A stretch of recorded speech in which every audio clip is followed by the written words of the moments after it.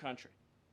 Awesome. Thank you. Peter, we'll take a couple more questions. A couple questions on doers, of course, because that's the topic that you're here to speak about. But I want to ask you one other question about the topic of prices. We heard from the president on this just yesterday, right now, on prices and the risk that there could be some short-term, as he said, shortages. He was referring specifically to dolls.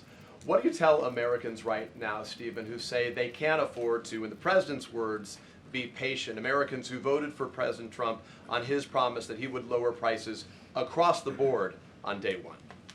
But he did lower prices across the board on day one. Well, grocery prices last month went up 0.4%, of course. So I mean, just across the board, not exclusively eggs. Inflation, as you would acknowledge, is down substantially. Gas prices are down substantially. The new GDP report showed a 22% record increase in investment in the United States of America. So all of the, and don't even, egg prices, of course, which was all you guys talked about for a few days, I think are down like 80%.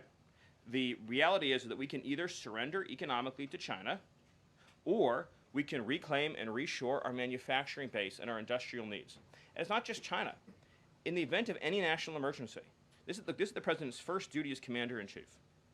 In the event of any national emergency, we cannot be reliant on foreign countries for steel, aluminum, energy, technology, any of the essential components that we need to keep this country running. He is fulfilling his duty as commander-in-chief that every president before him had failed to fulfill or even actively betrayed. And despite inheriting all of this, as I mentioned, inflation down, jobs up, and particularly, by the way, jobs for American workers. So for the first time, you look at these jobs reports, the government workers are going down, which artificially, of course, increased previous job totals. The employment of non-citizens is going down. The employment of American citizens is exploding. Remember, all the job gains during the Biden administration, so-called gains, on net were for foreign workers. So if you look at the stock of American workers over his whole administration, they lost jobs on net. So if you're an American worker, you lived through 4 years of a Biden depression. That was the economic reality that now that President Trump is rescuing. And again, if you make your product in America, there's no tariff.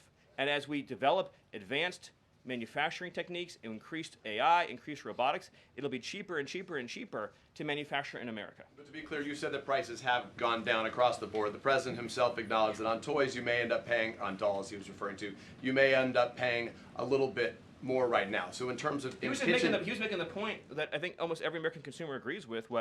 If they had a choice between and I'm a parent of young children, you had a choice between a doll from China that might have, say, lead paint in it, that is not as well constructed as a doll made in America that has a higher environmental and regulatory standard and that is made to a higher degree of quality. And those two products are both on Amazon, that yes, you probably would be willing to pay more for a better made American product, but here's the key point. With the tax cuts, the regulation cuts, the energy price decrease, and everything else that President Trump is doing to unleash this era of American prosperity and prevent the road we were on to get off that road of financial ruin and doom, means that it will be cheaper than ever to make and manufacture in America. I think that answers your question. So I'm going to one more. Stephen, can I just... Can I ask the